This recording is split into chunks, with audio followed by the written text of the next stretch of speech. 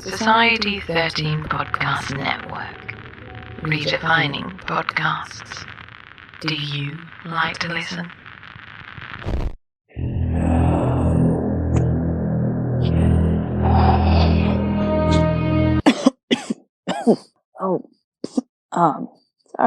Sorry about that. Sometimes thinking about history and hauntings kind of just, brings out the weird side in me. Anyway, I'm Emily Reidner, and I'm an executive producer of the History Goes Bump podcast, ghost tours for the theater of the mind.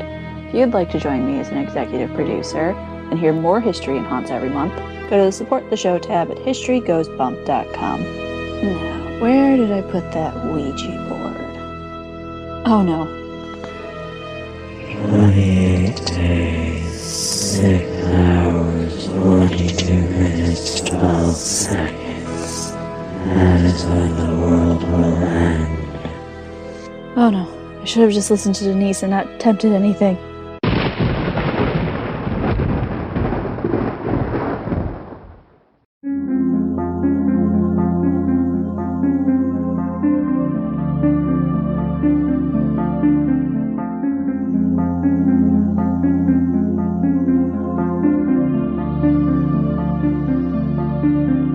History tells the story of the world and of our lives. Sometimes that history goes bump in the night.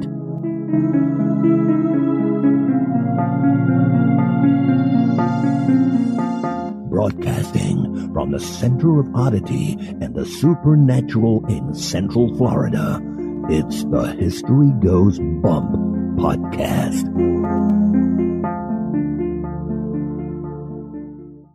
Hello, you spooktacular people. Welcome to this 192nd episode of the History Goes Bump podcast. Ghost tours for the theater of the mind. I am your host, Diane. And this is Denise. On today's episode, we are bringing you another haunted university, Penn State University.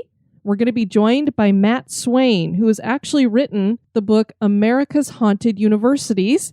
And you might recall that he joined us on the Patsy Cline episode. He's also written a book about country music and the hauntings in regards to that, and rock and roll. So we encourage you to check out all of those books. And even before he wrote America's Haunted Universities, he wrote a book specifically on the hauntings at Penn State. So it's something he's very familiar with, and he happens to work there. So he's going to join us in just a bit for that. Before we get into that, we'd like to welcome to the Spooktacular crew, Tom. Hey, Tom. Karen. Hello, Karen. Sarah, who spells her name with an H at the end. Hey, Sarah, with a H at the end. Samar or Samar. Hello, Samar. Curtis. Hello, Curtis. Wes. Hey, Wes. And Franklin, who spells his name with an L-Y-N at the end. Hello, Franklin. And now this moment in Oddity.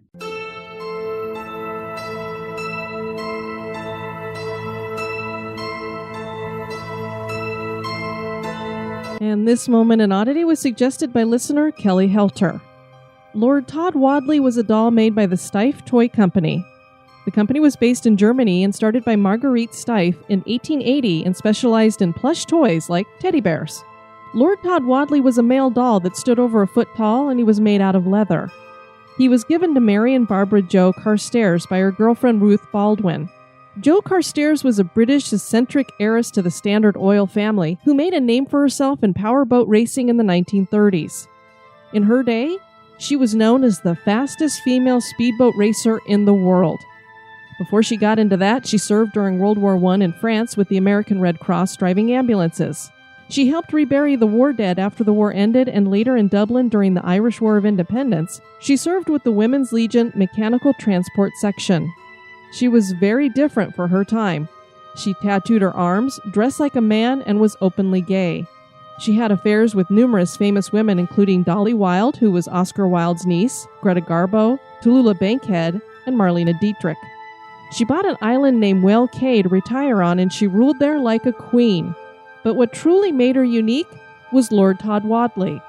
Jo was never without the doll, unless she was racing, because she feared losing him. She treated the doll as though it were a living child, and she spoiled it with gifts.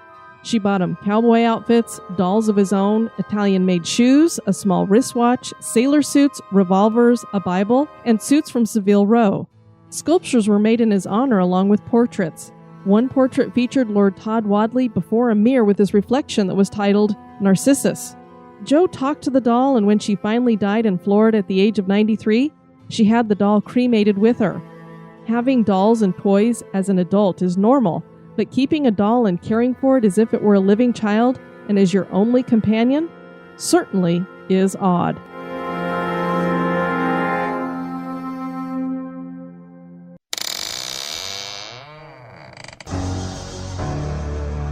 Are you afraid of the dark?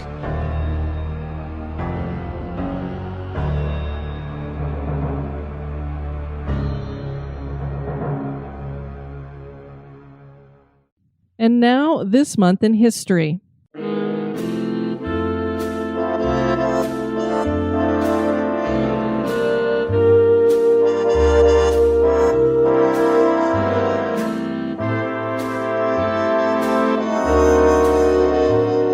In the month of March, on the 21st day in 1943, Nazi General Rudolf Freiherr von Gersdorff attempts to assassinate Hitler. Throughout World War II, there were many attempts to assassinate Adolf Hitler. Nazi General Gersdorff was one of those men who participated in an elaborate plan to assassinate Adolf Hitler. The Nazis had intercepted a bunch of Soviet weapons, and they were stored at an armory in Berlin. Gersdorff was a weapons expert, so he was tasked with taking Hitler on a guided tour of the former Soviet arsenal. He realized that this was a great opportunity to try to kill the Nazi leader, since he would be right there next to him. Gersdorff stuffed 2 bombs in his pocket and began the tour. This was going to be a suicide mission. The plan was to ignite the fuses, which would take 10 minutes to detonate before they exploded. Gersdorff was going to lock Hitler into an embrace. As it turned out, Hitler was in a big hurry when he arrived at the armory. He had no plans to stay for 10 minutes, so there was not enough time to detonate the bombs. Gersdorff had to make a mad dash for the toilet, where he secretly detonated the bombs, and his plan remained unknown to Hitler, who would have had him killed. Gersdorff spent much of the rest of his service supervising the construction of mass graves following a series of mass executions of Poles perpetrated by the NKVD, which was a Soviet police organization.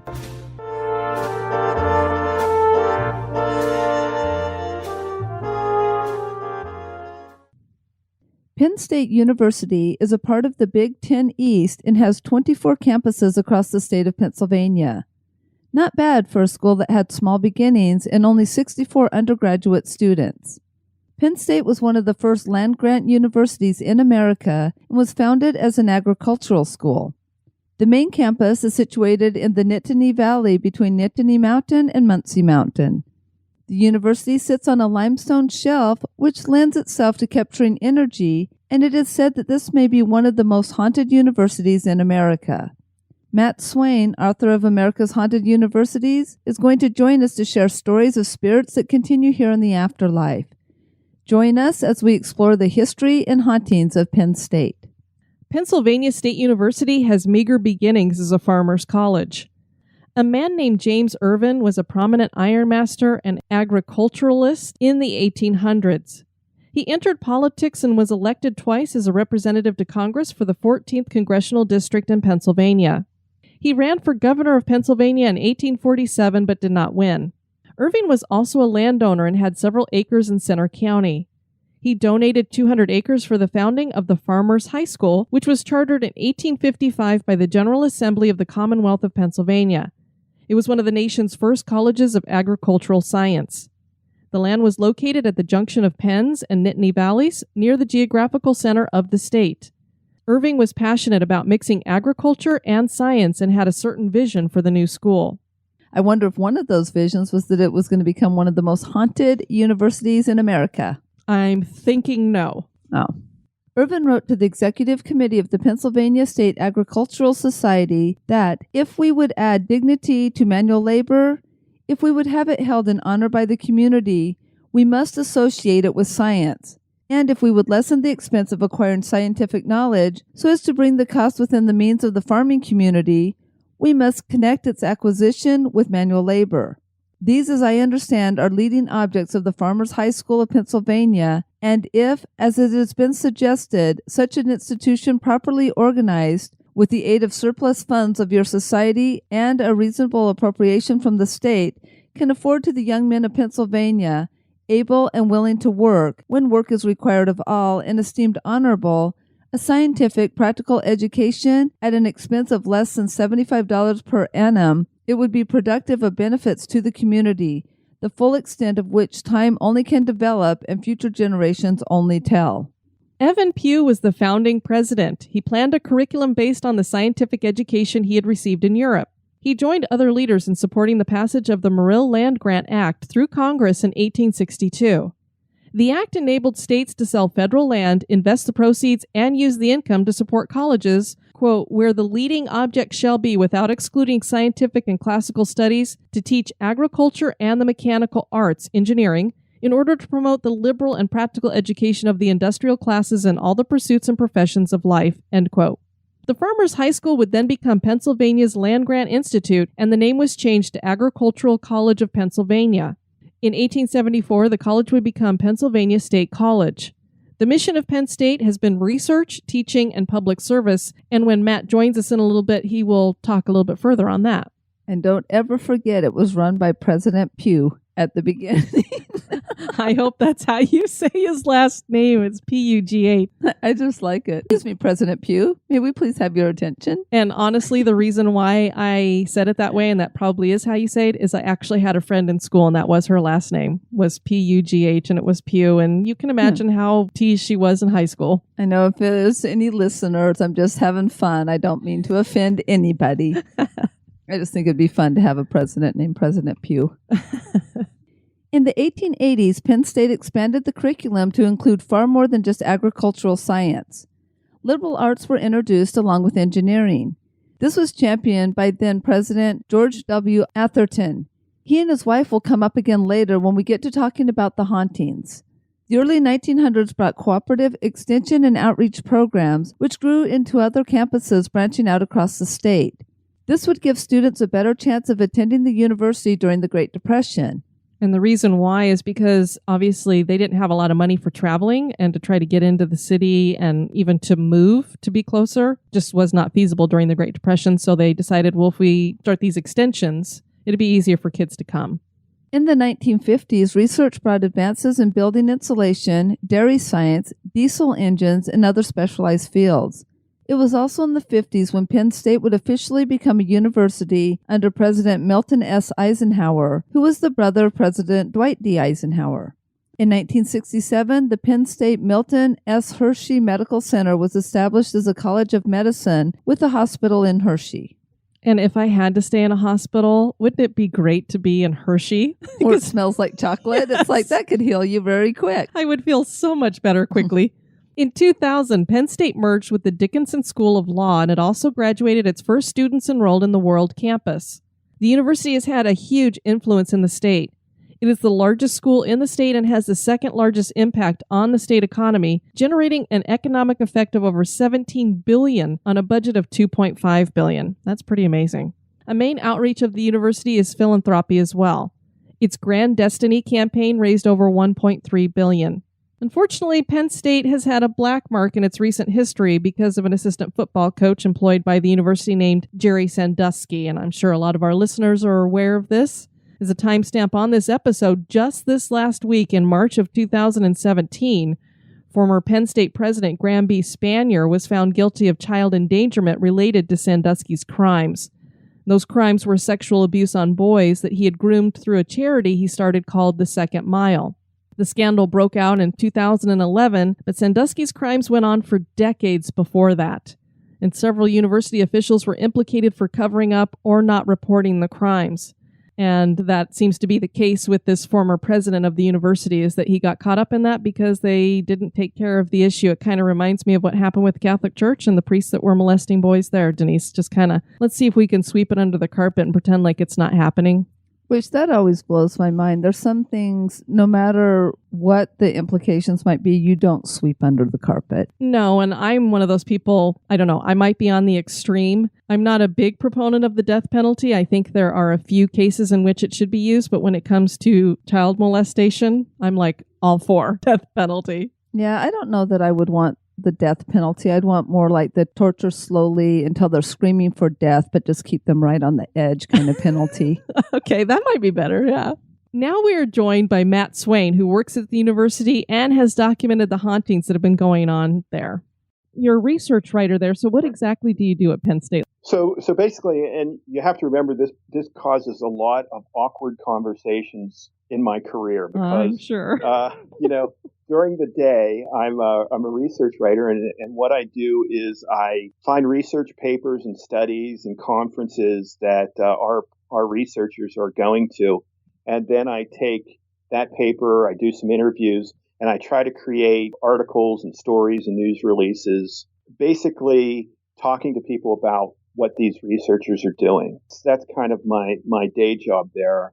It's actually, for me, it's not too far away, believe it or not, from what I do at night when I'm writing these ghost stories, which is really try to use a skeptical mind, but open-minded approach to stories and accounts, and try to get the information that I think people would really want to know. That's kind of my job. Now, is it because you were at a university that you wanted to look at ghosts at universities, or was there some other reason why you decided to go down that route? Being a Halloween baby, I'm doing these feature stories around Halloween, and I came up with this idea to do a feature article about the ghosts in my hometown. And I found several, but I didn't find enough. So I thought, well, as a student at Penn State, I remember hearing some ghost stories there. Wonder if there's anything to that. And what I found was that Penn State, I have to say, acre for acre is probably more haunted than any other, than maybe even a Civil War battlefield. I found dozens of stories and tidbits and rumors and ghost lore about the university itself. Just as a kind of a fun writing project, after I wrote the feature story, I just started collecting these stories about specifically the ghost stories of Penn State, but I was also started to find these stories throughout other universities, just all over the country. So I just started collecting these ghost stories, and eventually I had enough that I thought, well, I'll try to put together a book on the ghosts of Penn State. So I did do that. I called it Haunted Valley, and I self-published it. And then that led, because I had so many of these other stories, that led to publishing America's Haunted Universities, which covers as many universities as possible.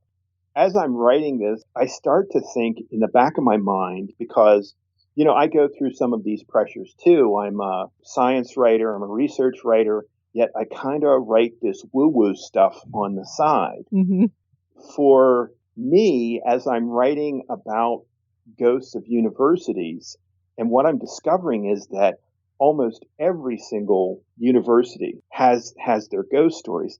I'm always wondering, why does that happen? Why in a area where, in a time in your life where you're supposed to abandon all this kind of childish, spooky stuff and embrace science and be rational and all those other things, why are universities so haunted? So that's been kind of almost like a research project for me that grew out of these two books. When it comes to the universities, you really have to get one-on-one and talk to people, because I don't think a lot of universities want that information out there. They don't want to be known for that specifically. Right. I'm very fortunate in that Penn State is very open to it. And my boss actually had me lecture on ghost stories. I think especially when they see my approach to university ghost stories, which is basically, if you don't believe in ghosts, that's okay. The fact is, ghosts may or may not be true, but one thing that is absolute is that ghost stories are a fact, and they cross all these different universities. And so there is something, they're social facts, there's something about them, and they're a phenomena that I really believe deserves to be studied and talked about. And that's kind of what I do when I talk about haunted universities, because I'll tell you, when you get into university towns, you get some very militant skeptics. I mean, there are people who are skeptics, and then there are people who that even if you mention ghost stories, they want to hush it up. And what I find is that these ghost stories provide so much value, and they're really a sign, and I'm not trying to be punny about it, but they're really a sign of school spirit. One of the things that I like to talk about is that universities have transitory populations. So you have students coming in for their freshman year, you have students leaving hopefully in their fourth year, but more often than not in their fifth year. It is hard to maintain a culture with the population shifting so much. So what I think one of the roles that these ghost stories do is they kind of provide a community, and they provide almost like a mythology for the students. So I teach a class in journalism, and I take my students every once in a while on a ghost tour of Penn State. And one place I start is at this, it's a quarry right outside of, used to be a quarry right outside of the main building in Penn State, which is called Old Main. And originally, the university invested quite a considerable sum in getting a mule named Old Coley. And Old Coley's job was to take the limestone from this quarry up to the Old Main building site. And the limestone that was used there was used to build that Old Main. There's been 3 Old Mains since, but the original Old Main was built by Old Coley. And the other job that Old Coley had was he would actually work in the fields with the students. Back then, if you were a student at Penn State, you would have to pledge so much time to either work on the university farm or on some neighboring farms where the farmers needed the extra help. So they became very attached to Old Coley, and when Old Coley died, they preserved his bones. And then after Old Coley died, the places where this skeleton was kept, these ghost stories would crop up. People would hear hoofbeats coming down the hall. Some people would hear the hee-haw of a mule late at night. There were even a few stories of people actually encountering the ghost of Old Coley, whether it was at a dorm where the skeleton was. Later it was moved to the library, and it sort of moved all over the university, which, according to some rumors, was because, the ghost of Coley, they were trying to appease it and try to get it in the right place. Penn State's probably one of the only universities that I've studied that has the ghost of a mule on campus. And you're laughing, and it's a funny story. And trust me, one time at a lecture, I mentioned that we have a ghost of a jackass. Mm-hmm. And the guy that was in the front row owned a mule farm, and he quickly schooled me on the difference between a jackass and a mule. But in any event, in the last 2 or 3 minutes, I gave you this ghost story about Old Coley, but I talked a lot about the culture of Penn State, which is hardworking. We have this ethics. We have a great ag program. We have this idea of, right now, in fact, there is the Thon that's going on, which is a big charity event going on this weekend. There's also this element of volunteerism, about service, that if you're a student, you're going to offer so much service. So all of those elements of our culture gets embedded in the ghost story itself. And so that's one of the reasons why I think universities have so many ghost stories, but there are several other reasons too. I don't think I've ever heard a story about a ghost mule, and to think of one being at a university, I wouldn't have put those two together. Well, the other thing is that it came very actually, Old Coley was our original mascot, so instead of the Penn State Nittany Lions, we could have been the Penn State Mules. Well, when I would watch Penn State, I would be like, what is a Nittany Lion? So I looked it up, and saw that it was because of the mountains that you have there and stuff. But right. That's much better than mules. Right.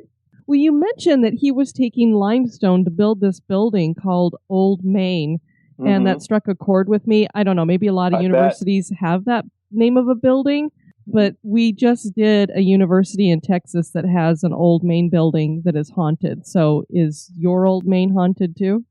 Our Old Main, actually, I could not find a solid ghost story about Old Main. My speculation is it's our administration building, and it's kind of known to have a lot of stuffed suits. So I don't know maybe the ghosts don't find it very appealing to hang out with the suits. Maybe they want to be out in the fields and in the dorms, because that's where most of them are. That could be. It's not fun, or the stuffed suits aren't talking. Right.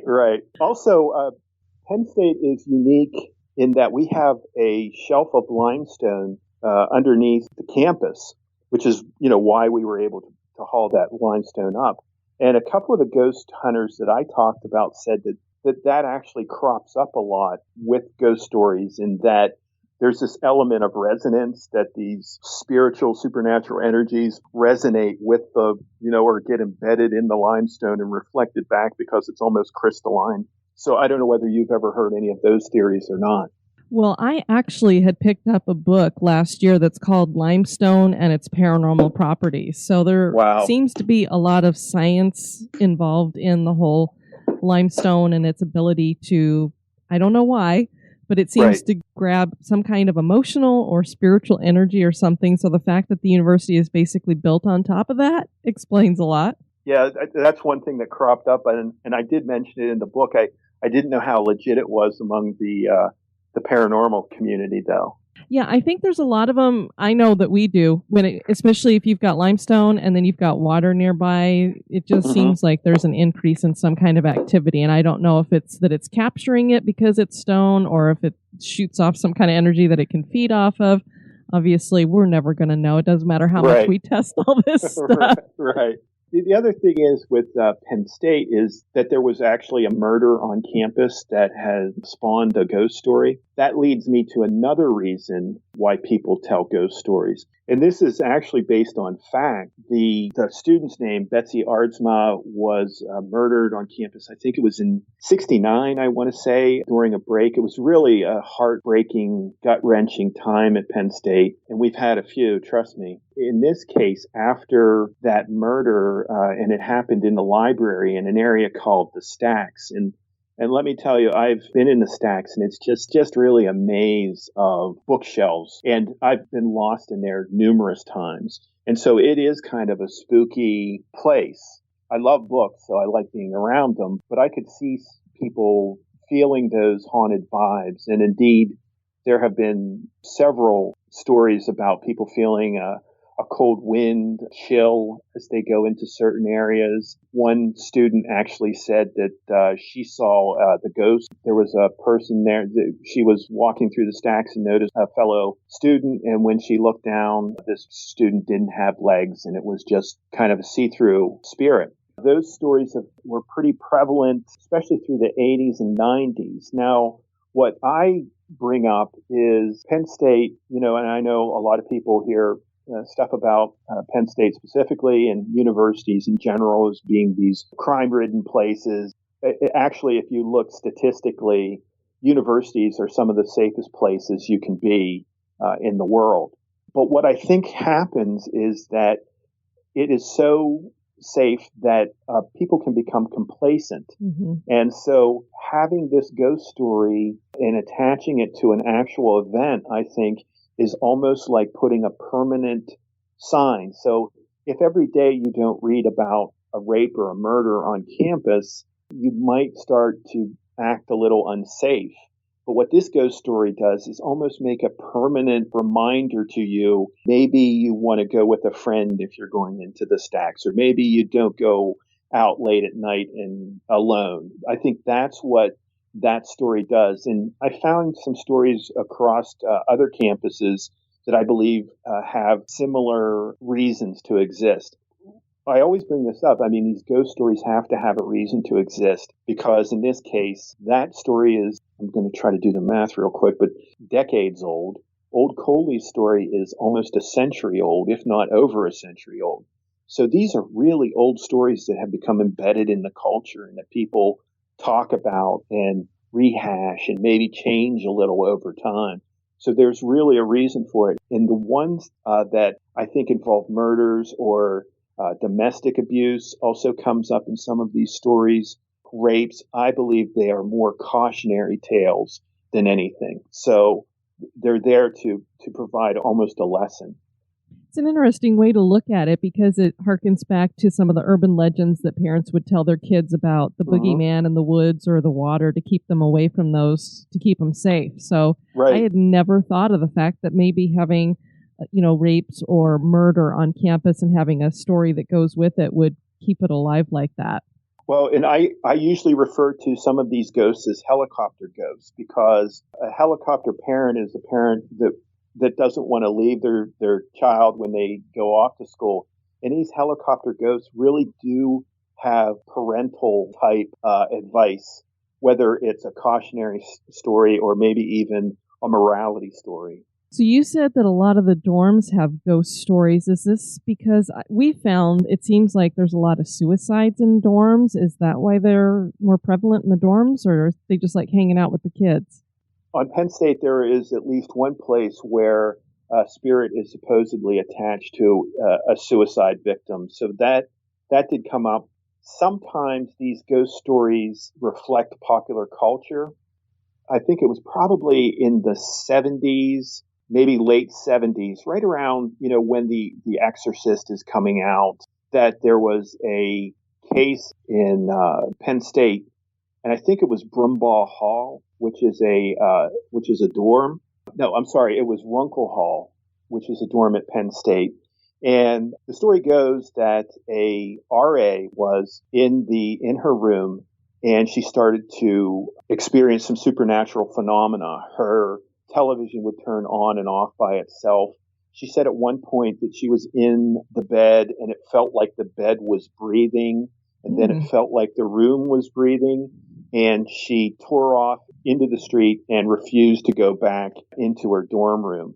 And that story got a lot of legs, and I don't know whether it made national news, but it certainly lasted a while at Penn State. It sort of faded. When I look at that story, I see how connected it is to The Exorcist and Poltergeist. I have never been able to interview anyone who was either involved in this Runkle Hall Poltergeist case. I heard that I could not even get a solid date that it happened because it felt to me that it might have made the police report or that it would have made the student newspaper, but it seemed not to. So I really feel it's much more ghost lore than anything. Gotcha. There was one incident that it was Brumbaugh Hall, and this became part of an urban legend that I think a lot of Big Ten schools experienced. And in this case, there was I think it was Gene Dixon who was supposed to say that there was going to be a mass murder at some dorm at a Big Ten campus, and everyone thought it was going to be on Penn State. So I don't think I would classify that as a haunting. It's more of an urban legend. Are there some of the buildings where classes are held that are haunted? Yeah, there are a few, and I'll give you a kind of a cool example of this idea where ghost lore meets real ghost stories. And that's a place called Old Botany. And Old Botany, I think, is the oldest standing building at Penn State. Originally, it was a laboratory obviously, for the botanists. If I had a second career, I think what I could do is go around and tell campuses how not to have haunted campuses.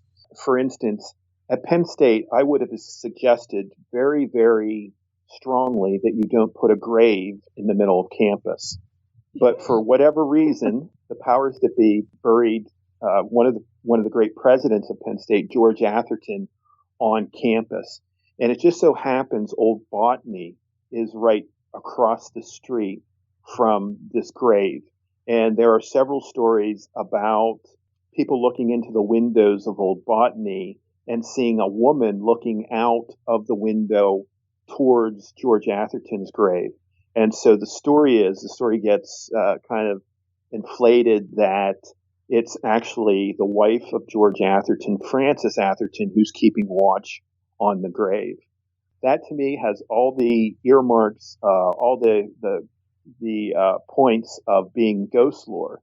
So when I wrote the Haunted Valley, I basically said this is ghost lore, and here's the ghost lore, and here's some of the stories And I never really thought too much about it. Afterwards, I talked to a janitor who retired, who read my book and then sought me out, and then proceeded to tell me some really freaky stories about how he used to clean old botany. And the really unlucky guy had the evening shift, so he was there at night. And the one story that always stood out to me was that I think he was vacuuming, and he just got finished vacuuming, and he was wrapping up the cord, and suddenly he heard the smash of glass, like someone was breaking into one of the labs. So he ran to where the noise was coming from, and he said the instant he opened up the door, the noise of shattering glass ended.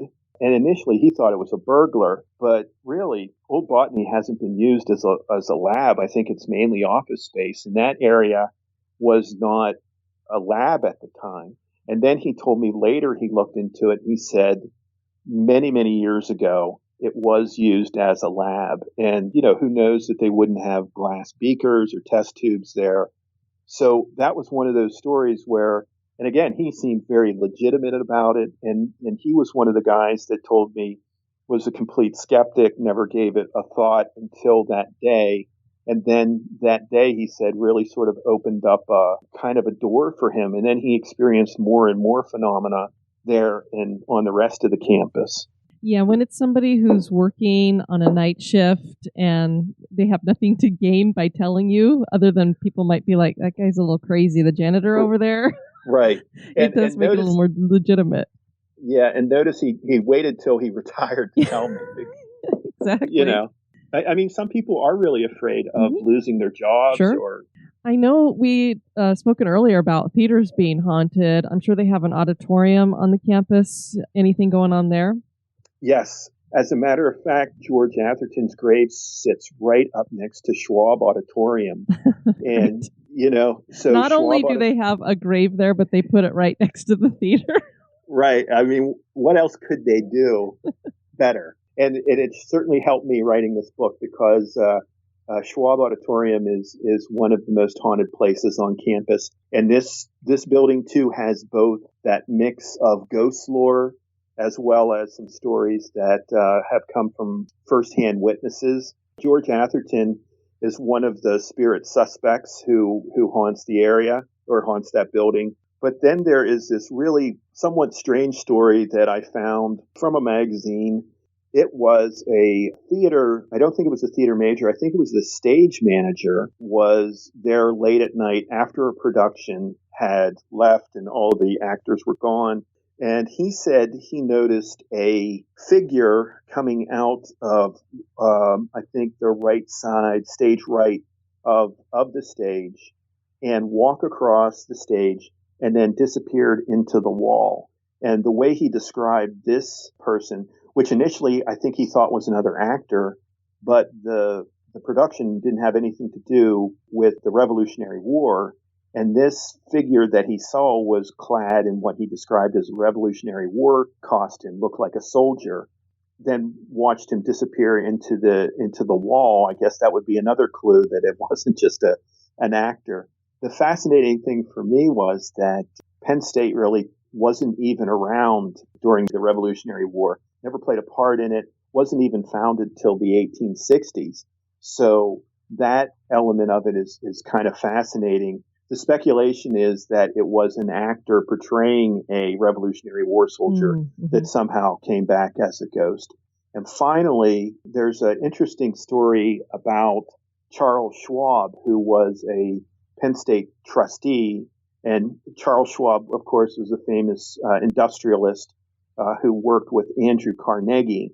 And Andrew Carnegie built Carnegie Library, which is kitty corner from Schwab Auditorium. And the kind of shade on this is that Charles Schwab had a falling out with Andrew Carnegie, so he decided he would build Schwab Auditorium, which was even a little bit more elaborate than the Carnegie building, as it's now called. And there are stories that Charles Schwab is the ghost that haunts Schwab Auditorium, and that he's in there, maybe as Francis is looking on Atherton's grave, Schwab is looking over at the Carnegie building, keeping an eye on Andrew. So there are all sorts of fun stories. And the students at one point started calling the ghost that haunts Schwab Auditorium Schwaboo. So that comes up quite a bit. Wow, what a benefit to the university to have two big industrialists deciding to one-upmanship each other with buildings on their campus. Right. Oh, these are great stories. Thank you so much for sharing those, Matt. Is there anything else you wanted to throw in about the university? I think that's it. I just think that I've come to love these university ghost stories, and I find them fascinating on a lot of different levels. And again, I always reiterate, if you don't believe in ghosts, I mean, you got to believe in ghost stories, because they do provide almost a service to the community. Well, I do encourage you guys to check out Matt's books, especially this America's Haunted Universities.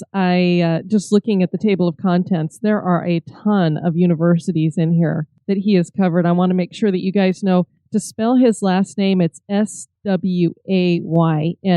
So that's how you would look that up. Are you on Twitter or Facebook at all? I am on Twitter at Matt Swayne Books, and I'm on Facebook, I think, also as Matt Swayne Books.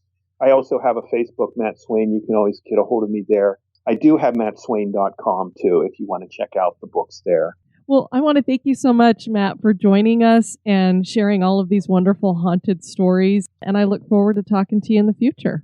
Okay, thank you very much. All right, bye-bye. Bye. Are there spirits wandering around Penn State that include a donkey? Is Pennsylvania State University haunted? That is for you to decide. All right. Well, that was definitely another one of those interesting universities out there. And we'd love to hear from any of our listeners who happen to be going to Penn State. Have you had anything bump you while you're there of a ghostly nature? Denise just shot me a look. Yeah, I guess in college we better be careful about the bumping comments. On our next episode, we're going to be bringing you another one of our legend episodes. We haven't done one of those in a while. We're going to talk about the legend of fairies on our next episode. We'd love to have you check out our website at historygoesbump.com. And Denise, if people want to send us some feedback, where can they do that? They can do that at historygoesbump@gmail.com. We've had a ton of great stuff going on in the Spooktacular crew, Denise. People sharing books that they're reading. One of them is Tammy got this one called Appalachian Lore, Haints, Hexes, Hoodoos, and Such by Philip Kent Church. Doesn't that sound amazing? It does, and I think a few people are a little bit nervous about Alton, but that's okay. We'll be happy to have Tammy with all her new hexes there. Yeah, as long as she doesn't try to hex any of us. Exactly. And a lot of you have heard Stephen Pappas join us on a few episodes here at History Goes Bump, and Stephen has decided to start his own podcast out there. I think he's going to launch the first episode in April, and it should be pretty interesting. It's called Is This Adulting? And he's going to be doing it with a co-host, talking about millennials, just trying to learn how to move from being a kid living with mom and dad into now I have to be an adult, and making that transition. And they'll be talking about things that pertain to that. And I also know that Stephen has struggled with depression, anxiety. And so he's going to be talking about that a lot on his show as well. So we encourage you guys to check that out. And I thought it was cute. Kathy Webb Thomas had asked in the Spooktacular crew if any of us had ever heard of or watched Mystery Science Theater 3000. And it was like everybody just dogpiled in and said, yeah. Because I think her husband never had. I think I've only maybe seen it once. So I'm one of those that was in the minority. Yeah, you watched it in the periphery when I'd have it on. And I heard that it's making a comeback, that it's going to be back out on Netflix, that they're bringing it back. And then Savannah Perky had posted this picture about name a horror movie survival rule. And I loved what the Spooktacular crew added underneath it. Heather says, don't have sex. Kelly says, stay in your group. April, if you hear a strange noise in the woods, don't go out and investigate it alone. Beth, never open the doors or windows. Kathy, no heels. Josh, don't be in a horror movie. Well, that's pretty obvious. Rhonda, leave post haste. Angie, just don't go to that house. Liz, cardio. Emily, run out the door, not up the stairs. Phil, just say no to drugs. Rhonda, Carrie, that would be a good idea. Bob, never say, I'll be right back. Rhonda, leave an extra set of keys in the car and make sure your battery is always good. Joy, don't look back when you're running. Kathleen, don't take the Ouija board out of the box. Better yet, don't bring it with you. She also added, don't take a shower and watch where you're running so you don't trip. Zoe, double tap. I said, you don't need to know what that strange noise was. And I would add to some of those, find a weapon. They always run around instead of grabbing a stick or whatever. They're just like, running around while there's a psycho after them. Alana says, never run upstairs. Jennifer, never have sex. We've got 2 for no sex there. Carmen, don't tempt the spirits, monsters, killer, or anything threatening. Tammy, don't go in the basement. Don't wear high heels. You can't run in them. Rhonda, if we band together, I think we could all make it through a horror movie without losing anyone. Together we survive. I think the Spooktacular crew would do really good. I think we'd do really great. Rhonda also said, we forgot most important one, don't go to sleep. Cerise, never say, I'll be right back, because you won't. You won't ever be back. Don't go looking for your friend who no one's seen in several hours. Teresa, don't bring any blondes along. If they want to join, then they need to dye their hair. Megan, don't be around babies, twins, twin babies, twin children, any children, and no one elderly. They all get you. Also, please don't look out the peephole, keyhole. You already know another eyeball is going to be looking at you, so why bother looking through and peeing your pants? Keep those undies clean and don't bother looking. Jennifer, closet doors should be completely open or completely shut and closely monitored for changes. Cerise also added, if you don't know what it is, don't make it a pet, a collectible, or a piece of jewelry. Also, if you don't understand it, don't read it out loud. Johnny, make sure the bad guy is absolutely dead and the corpse is decimated and they can't do one of those come back to life one last time to finish the job scenes. Then he said, also, don't ever pick on a slightly weird boy or girl. So I think those are pretty good. That's pretty good advice. I think it's really great advice. So brought to you here live from the Spooktacular crew. And Denise, I've gotten back into running, and I know several spookies have been inspired to get into running, or they're also runners. And I just got this idea that we've got to work on some kind of a t-shirt design because, you know, Disney has Run Disney. So we need to have like Run Spooky or something like that. And then like Ghosts Can't Catch Me on the back, envisioning something for us to have like running shirts. That would be really cute. But I can't run yet, but I'll still get a shirt. We'll get you there. We'll get your legs fixed up and we'll have the History Goes Bump running club. That sounds fun. And for those of you who can't absolutely run, walking is running as far as we're concerned. Yes. As long as you're going faster than do-do, do-do, do-do, do-do. The tortoise did beat the hare after all. Well, that's true. And he did kind of just go do-do, do-do.